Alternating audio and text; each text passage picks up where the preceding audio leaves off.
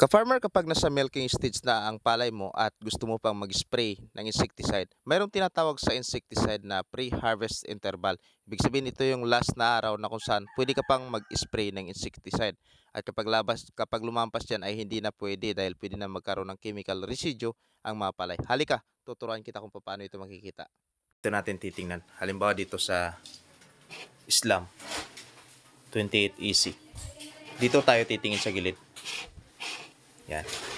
Dito, may mapapansin tayong pre-harvest interval.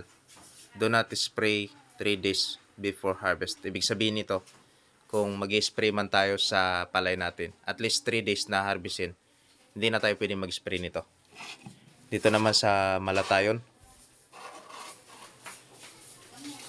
ang kanyang pre-harvest interval ay 1 day after its spraying. Malatayon yan. Dito sa gold, napansin ko ay walang nakalagay. Yan. Pero itong gold ay talagang napaka-effective pagdating sa rice bags. Ito namang Magnum, ang kanyang pre-harvest interval ay when applied at recommended rates, very short or no harvest interval would normally be necessary.